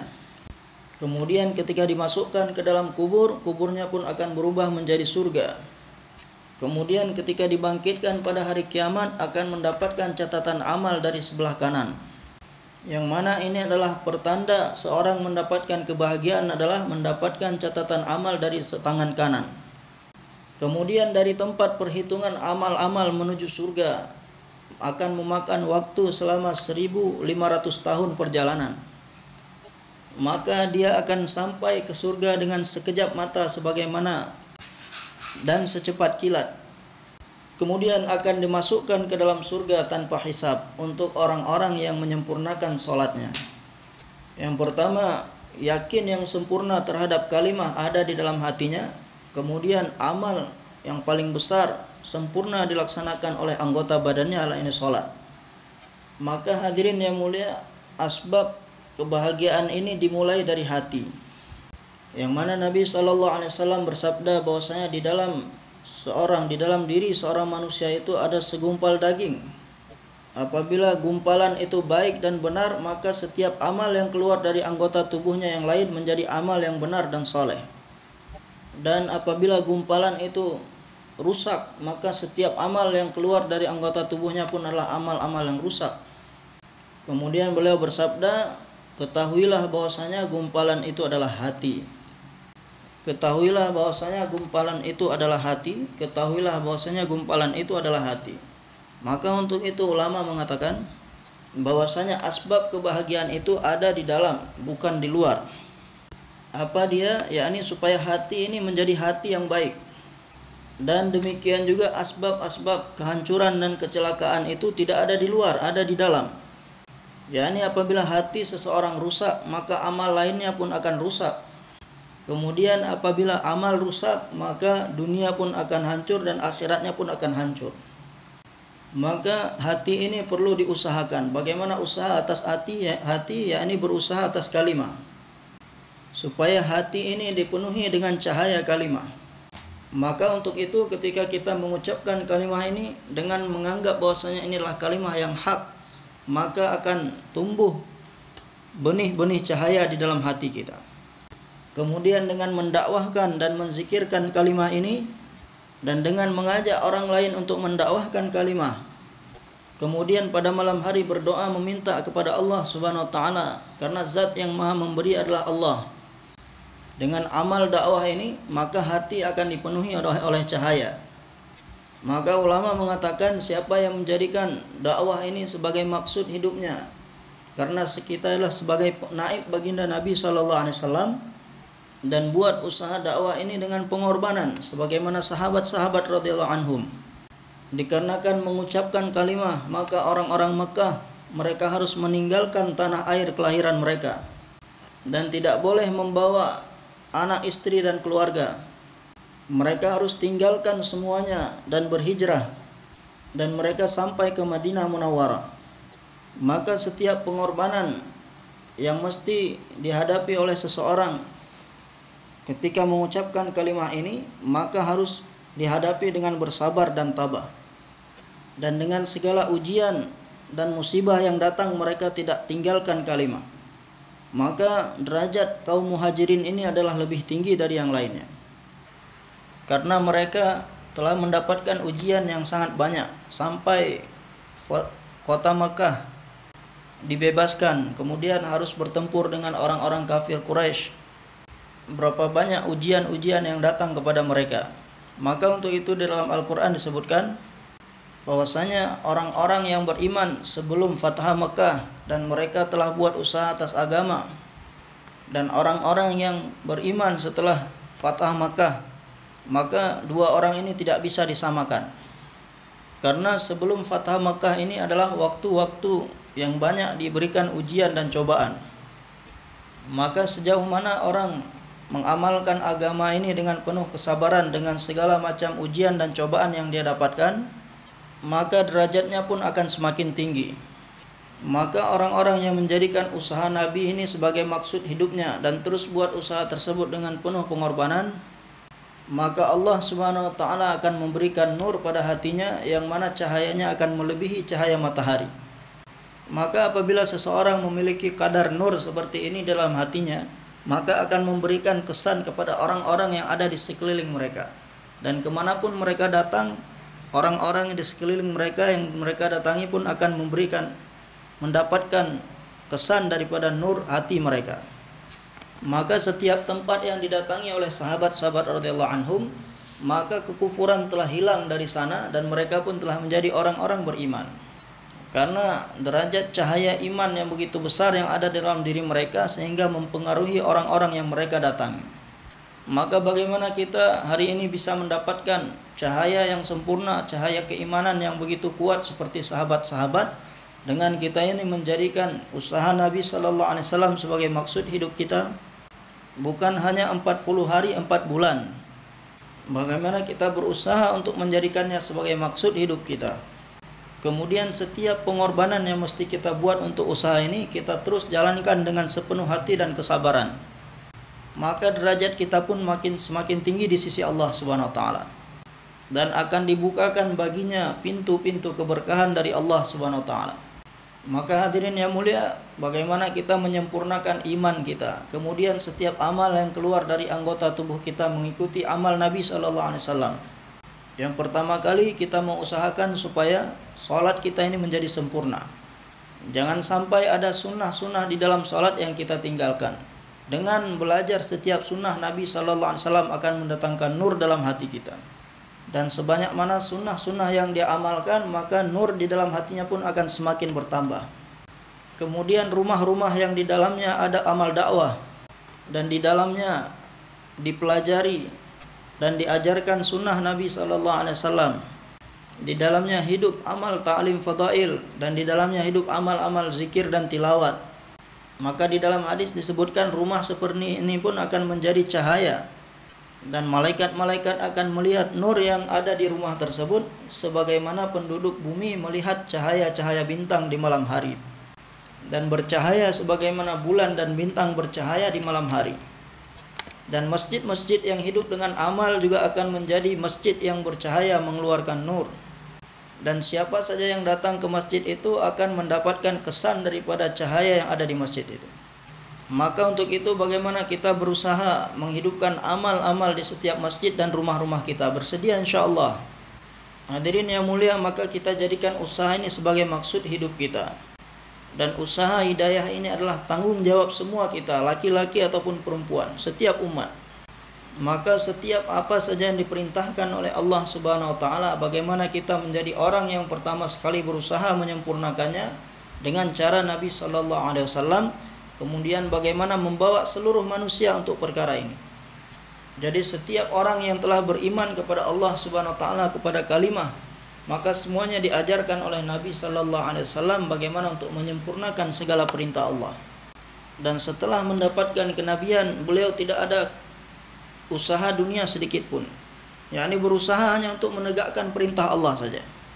Kemudian keberkahan-keberkahan yang diberikan kepada Allah oleh Allah Subhanahu wa taala kepada Nabi sallallahu alaihi wasallam, bahkan bukan hanya untuk beliau saja, bisa dikatakan bahwasanya dunia berjalan saat ini atas keberkahan amal-amal Nabi sallallahu alaihi wasallam. Jadi semua pabrik-pabrik, toko-toko, sawah, ladang, perkebunan, pertanian, sungai-sungai ini tidak berjalan dengan begitunya saja, tapi atas keberkahan amal Nabi sallallahu alaihi wasallam. Allah Subhanahu wa taala berikan berbagai macam nikmat melalui amal-amal Nabi sallallahu alaihi wasallam. Maka semakin banyak amal Nabi sallallahu alaihi wasallam yang diamalkan oleh setiap laki-laki, perempuan dan anak-anak, maka sebanyak itu pula keberkahan akan datang dalam kehidupan manusia. Bagaimana keberkahan yang ada pada amal Nabi sallallahu alaihi wasallam yang ada di zaman beliau. Satu ketika setelah beliau ini salat di pagi hari, salat subuh, kemudian setelah salat melihat di luar masjid ternyata serigala-serigala berbaris di depan pintu masjid Nabi sallallahu alaihi wasallam. Maka beliau pun paham kenapa mereka ini datang berbaris ke masjid Nabi sallallahu alaihi wasallam. Maka serigala tadi mengatakan, "Ya Rasulullah, bahwasanya Allah Subhanahu wa taala menyediakan bagi kami rezeki dari daging. Maka beritahukanlah kepada sahabat-sahabatmu, kepada manusia, supaya mereka menyisakan bagi kami kambing-kambing untuk makanan kami, sehingga kami bisa makan dengan izinmu. Dan kami hanya akan memakan apa yang sudah disisakan untuk kami dan tidak mengganggu kambing-kambing lainnya." Jadi kesan dari amal Nabi sallallahu alaihi wasallam bukan hanya kepada manusia, tetapi kepada serigala sekalipun dan kepada hewan-hewan buas sekalipun. Kemudian setelah itu, setelah kehidupan baginda Nabi sallallahu alaihi wasallam dan para sahabatnya, mulailah terjadi kekurangan-kekurangan dalam kehidupan orang Islam ini, dimulai karena penguasa-penguasa yang mulai mementingkan kekuasaannya, pemerintahannya, dan tidak melihat kepada amal-amal Nabi sallallahu alaihi wasallam. Dan Nabi sallallahu alaihi wasallam bersabda bahwasanya apabila terjadi kemunduran di dalam umatku, maka Allah Subhanahu wa taala akan datangkan seseorang, bukan nabi, tetapi seseorang yang akan menjadi asbab untuk menutupi segala kekurangan dan kemunduran tadi dan membawa mereka kembali kepada sunnah-sunnahku. Kemudian dikatakan bahwasanya orang pertama yang menjadi asbab orang-orang kembali kepada sunnah Nabi sallallahu alaihi wasallam adalah Umar bin Abdul Aziz rahmatullah alaih. Dan Allah Subhanahu wa taala pun telah menjadikan beliau ini khalifah, dan keturunannya, nasabnya bersambung kepada Sayyidina Umar radhiyallahu anhu. Jadi ibu beliau ini adalah keturunan Sayyidina Umar radhiyallahu anhu, dan bapak beliau keturunan Banu Umayyah radhiyallahu anhu. Akan tetapi hubungan beliau lebih kuat dengan keluarganya Sayyidina Umar radhiyallahu anhu, sehingga sejak kecil beliau sudah terbiasa dengan menyempurnakan sunnah-sunnah Nabi sallallahu alaihi wasallam, dan sudah terbiasa dengan amal-amal kebaikan, sudah terbiasa dengan amal-amal sunnah. Kemudian setelah beliau ini dewasa, beliau pun bermimpi bertemu Rasulullah sallallahu alaihi wasallam. Dan ketika itu di dalam mimpinya juga ada Sayyidina Abu Bakar dan Sayyidina Umar radhiyallahu anhuma. Maka Rasulullah sallallahu alaihi wasallam berpesan Jika suatu saat nanti kamu dijadikan pemimpin, maka jadilah pemimpin sebagaimana dua orang ini. Dan telah diisyaratkan seperti ini di dalam mimpi beliau bersama Rasulullah sallallahu alaihi wasallam. Maka ketika Umar bin Abdul Aziz rahmatullah alaih diangkat menjadi Amirul Mukminin, yang mana sebelumnya beliau ini adalah orang yang senantiasa menyempurnakan sunnah Nabi sallallahu alaihi wasallam, maka setelah menjadi khalifah lebih menyempurnakan lagi sunnah Nabi sallallahu alaihi wasallam. Maka yang pertama sekali beliau lakukan adalah semua pekerja-pekerja yang ada di rumahnya, pembantu-pembantu ataupun sahaya-sahaya, semua dimerdekakan. Karena di rumah Nabi sallallahu alaihi wasallam tidak ada hamba sahaya. Kemudian istrinya, yang mana istri beliau ini adalah anak putri seorang raja. Maka beliau pun berpikir bahwasanya saya mungkin bisa menahan segala cobaan dan ujian dalam kehidupan saya, karena saya akan berusaha menghidupkan sunnah Nabi sallallahu alaihi wasallam yang telah ditinggalkan umat. Dan di dalam itu semua pasti saya akan mendapatkan kesusahan dan kesulitan. Mungkin saya bisa menahannya, tetapi istri saya mungkin tidak bisa. Maka beliau pun bermusyawarah dengan istrinya bahwasanya keadaan saya sekarang sudah menjadi seperti ini. Saya harus memikirkan semua umat ini, dan saya harus setiap saat dan keadaan mengutamakan agama dan umat ini. Dan pastinya kesusahan ataupun kesulitan pasti akan datang dalam kehidupan kita. Maka mungkin engkau ini tidak akan tahan menghadapinya, maka aku berpikir untuk mentalak kamu, supaya kamu bisa hidup dengan tenang. Maka istrinya pun menjawab, saya tidak bisa berpisah dengan kamu. Saya akan berusaha untuk menahan segala apa saja ujian dan cobaan yang akan datang kepada kita.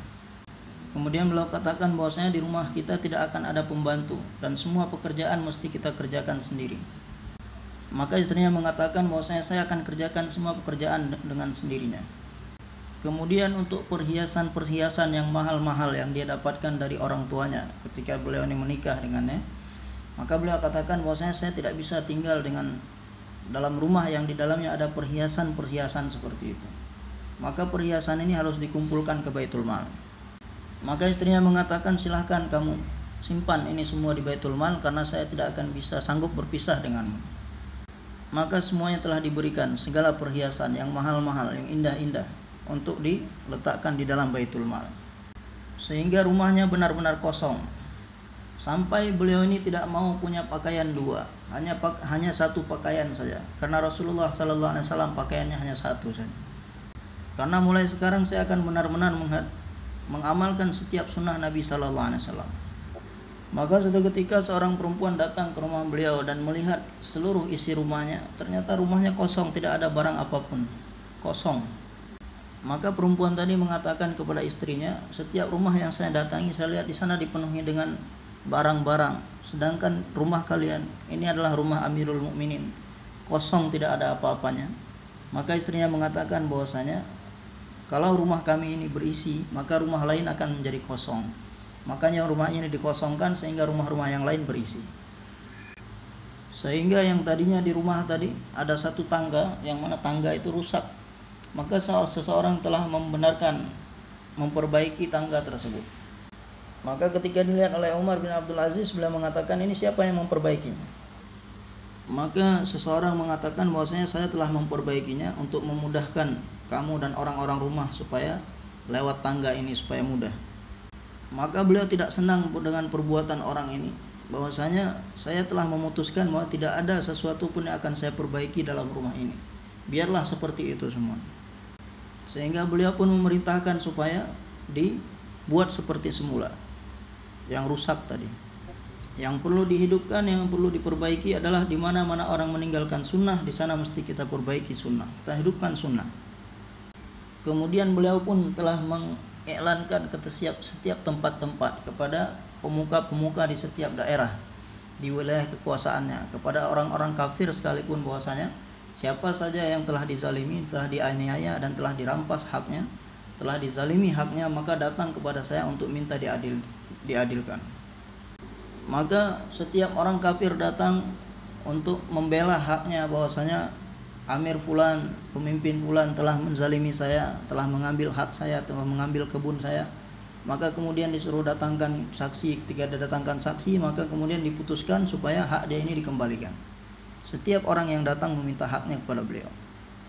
Dan begitu juga ketidakadilan yang terjadi di keluarga beliau, saudara beliau, semuanya diberikan keadilan, sehingga tidak ada satu orang pun yang terzalimi.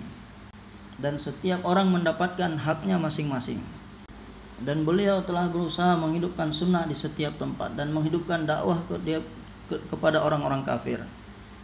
Sehingga begitu banyak orang-orang kafir telah masuk Islam di zaman beliau ini, sehingga pemimpin-pemimpin di daerah ini menuliskan surat kepada beliau bahwasanya hasil pendapatan negeri kita ini yang kita dapatkan tadinya mengambil jizyah dari orang-orang kafir, karena mereka sudah masuk Islam sehingga tidak ada lagi yang membayar jizyah. Karena setelah masuk Islam sudah diwajibkan lagi jizyah, maka kemudian bagaimana kita bisa mendapatkan penghasilan untuk negara ini yang tadinya kita dapatkan dari jizyah orang-orang kafir. Maka beliau pun menjawab surat pemimpin daerah tadi dan mengatakan, menuliskan di sana bahwasanya celakalah kamu, bahwasanya baginda Nabi Muhammad SAW diutus oleh Allah Subhanahu wa taala bukan untuk mengumpulkan harta dan kekayaan, akan tetapi diutus oleh Allah Subhanahu wa taala beliau ini untuk hidayah. Sedangkan aku menginginkan bahwasanya di negara kita ini jangan ada satu orang kafir pun yang tersisa supaya mereka semua bisa masuk Islam. Maka di zaman beliau ini begitu banyak orang-orang kafir masuk Islam, dan setiap tempat beliau telah hidupkan sunnah di sana, sehingga keberkahan yang sama pun telah wujud di zaman beliau. Maka dikatakan di zaman beliau ini serigala pun tidak berani menerkam kambing.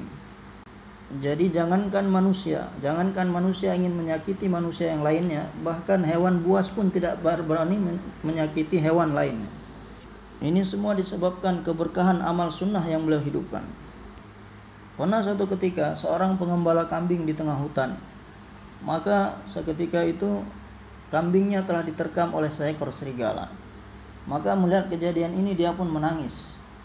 Datanglah seseorang bertanya, kenapa kamu ini menangis? Dia mengatakan bahwasanya kambing saya telah diterkam oleh serigala.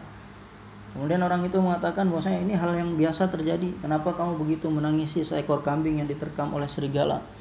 Maka orang itu mengatakan bahwasanya si pengembala tadi mengatakan, saya bukan menangisi kambing saya, tetapi semenjak Umar bin Abdul Aziz dijadikan sebagai khalifah, maka serigala tidak pernah menerkam kambing saya. Walaupun serigala ini masuk ke dalam kumpulan kambing saya, dia tidak menerkam satupun kambing saya. Tetapi hari ini seekor serigala telah menerkam satu kambing saya, maka bisa diketahui bahwasanya mungkin Umar bin Abdul Aziz sudah tidak ada lagi di dunia ini. Ini yang saya sedihkan. Maka setelah diketahui kebenarannya bahwasanya Amirul Mukminin Umar bin Abdul Aziz benar-benar sudah meninggal dunia.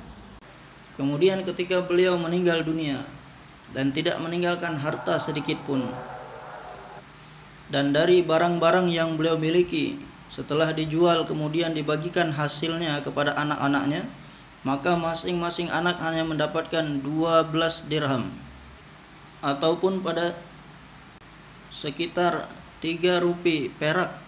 Setiap anak hanya mendapatkan 3 rupiah perak. Tidak mengumpulkan harta sedikit pun di rumahnya. Bahkan sampai akhir hayat beliau tidak memiliki kain lain selain yang beliau pakai sampai akhir hayat beliau. Tidak ada kain yang lain untuk menutupi tubuh beliau, hanya satu pasang pakaian saja. Akan tetapi beliau telah menghidupkan sunnah di seluruh dunia dan mendakwahkan orang-orang kafir supaya masuk Islam.